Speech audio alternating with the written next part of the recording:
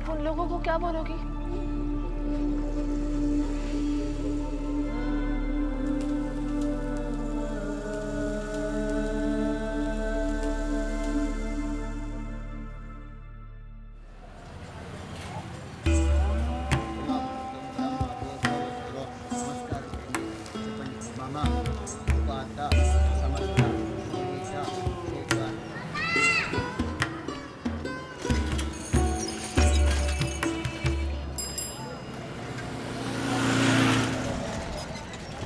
बेटी, मैं सिर्फ इतना कहना चाहता हूँ कि ये सब भगवान की मर्जी है।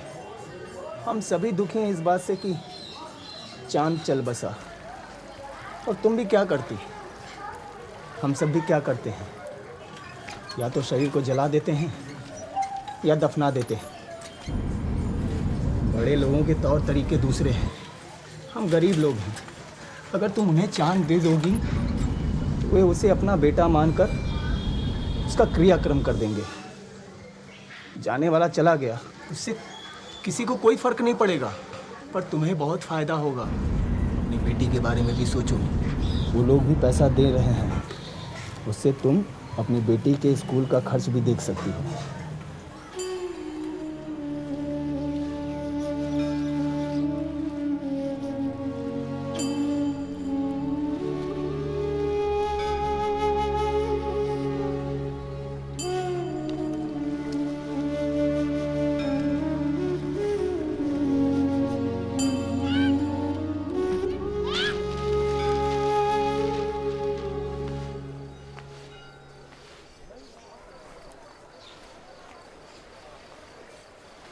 प्रीथा,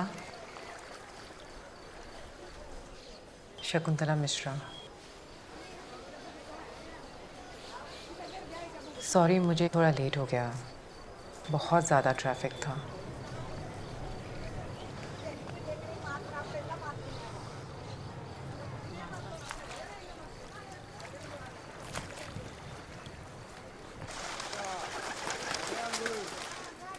मैं पहली बार काशी आई हूँ।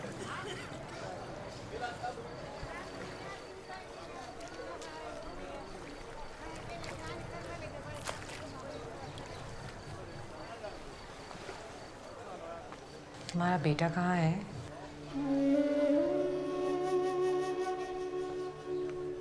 अस्पताल में बर्फ में रखा है उसको।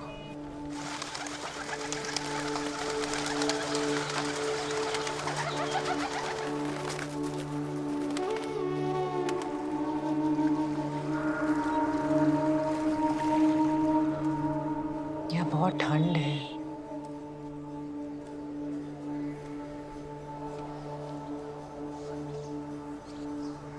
उसको ठंड बिल्कुल अच्छी नहीं लगती थी। ठंडी हवा, ठंडा पानी।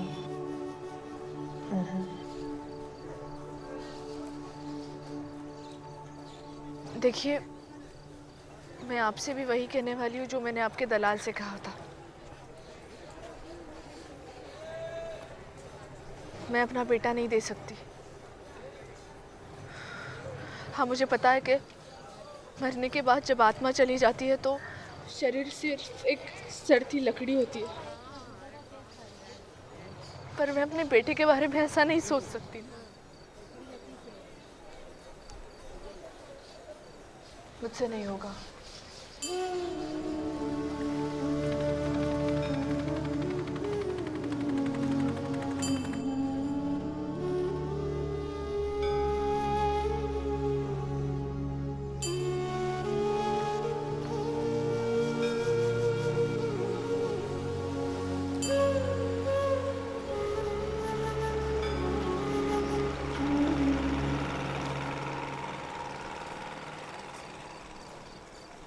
अगर हमारे पास कोई और उपाय होता ना, मैं शायद इतनी दूर तुम्हारे पास नहीं आती।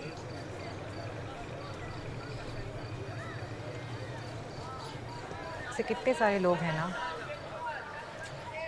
जो जिंदा होके भी अंदर से लकड़ी जैसे सड़ गए हैं। वो कहते हैं ना, 18 पर मरे 80 पर दफनाए। उस तरह से देखो तो मेरा पूरन तो बच गया। आप कुछ भी कहिए पर मेरा मेरा बेटा नहीं मिलेगा आपको। आप अमीर लोगों के लिए तो दुख भी बड़ा चढ़ा के होता है, हमारे नसीब में तो वो भी नहीं।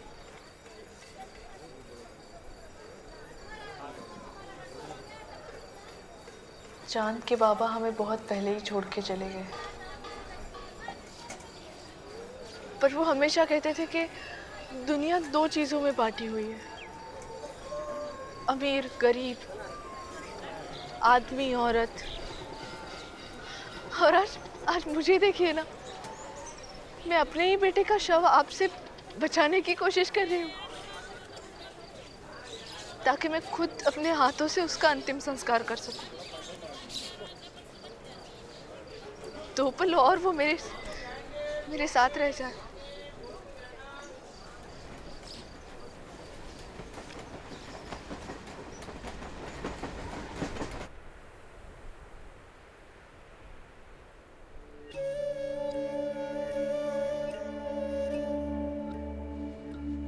पता है, मैं जब कॉलेज में थी ना, मैं हॉकी खेलती थी। क्या? मैं कॉलेज में हॉकी खेलती थी।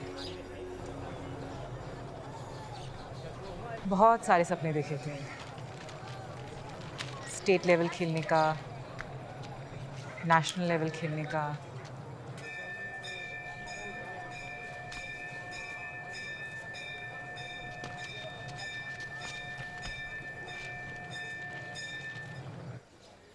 फिर क्या हुआ?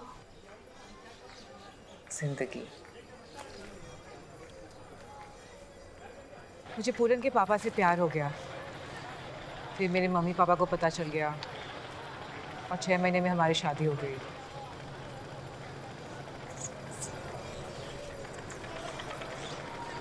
और फिर हॉकी जैसे कई सारी चीज़ें थी जो मुझे अच्छी लगती थी, जो एक एक करके ज़िंदगी से छूट गई।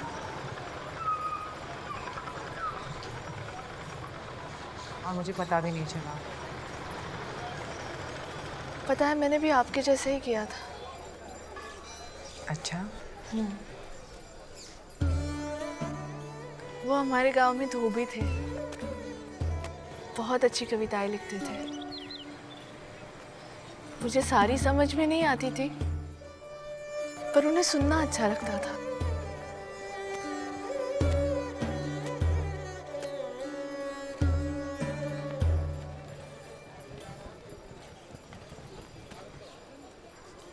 फिर एक दिन तय किया, भाग के शादी करेंगे। उनकी जात के लोगों ने मेरे माँ बाप को मार डाला, पूरे गांव को आग लगा दी। हम दोनों जान बचा के यहाँ आ गए, काशी। फिर क्या हुआ? यहाँ उन्हें कविताओं ने मार डाला। उसने लोगों को लाशों से चुराते हुए देखा। इन्हीं पत्थरों पे उसने कविता लिख डाली।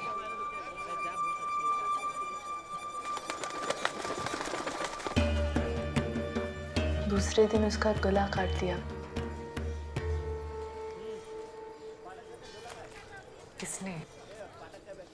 आप जैसे अमीर बड़े लोगों ने।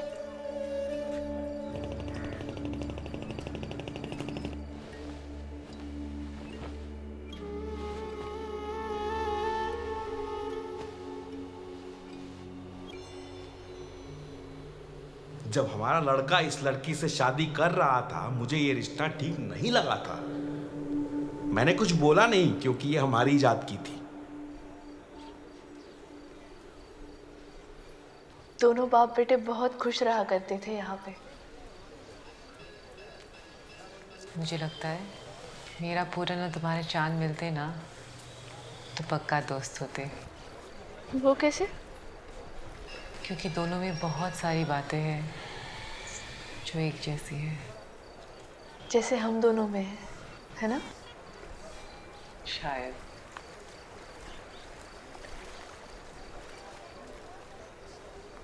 मुझे जाना चाहिए। आप उन लोगों को क्या बोलोगी?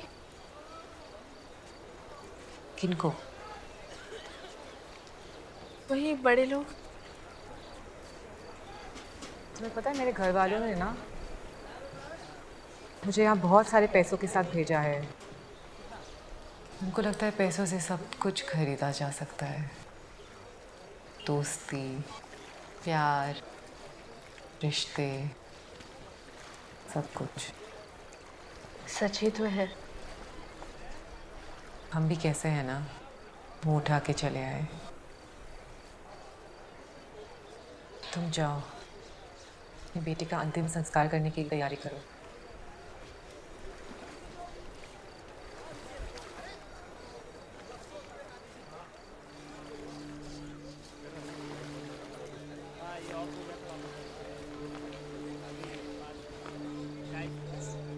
दीदी, आप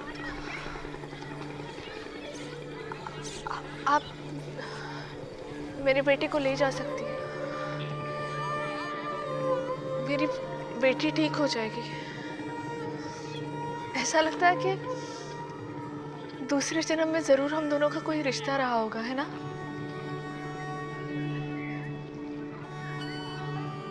बहुत सारे खेल खेले होंगे हमने साथ में, या फिर शायद बहनें रही होंगी।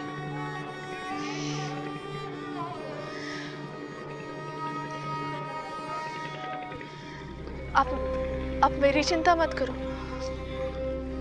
मेरा बेटा मेरे साथ जितना खुश है उतना ही आपके साथ खुश रहेगा।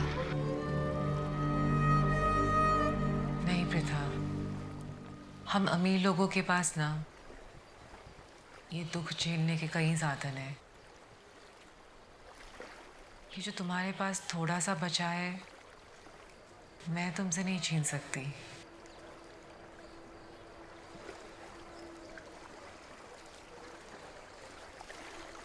और तुम अपनी बेटी की चिंता मत करो। तुम जाओ, अपने बेटे का अंतिम संस्कार करने की तैयारी करो।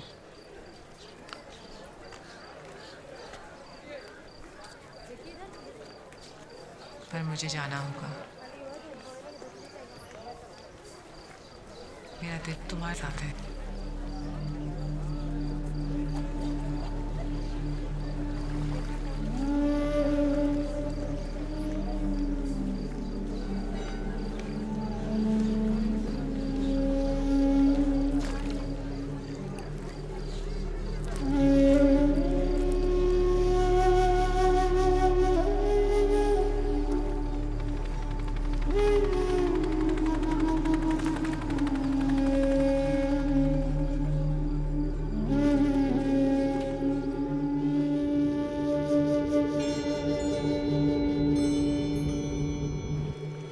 बच्चे के राशि के हिसाब से उसे पानी से दूर रखना था और बच्चा डूब गया। बाप पागल हो गया और अब सब कुछ मेरे सर पे। देखो कैसे कैसे दुख और मुसीबत लेके आई है। पंडित जी ठीक बोल रहे हैं, बच्चे की आत्मा के शांति के लिए उसका अंतिम संस्कार करना ही पड़ेगा। बच्चे की मां को ही जाना पड़ेगा काशी।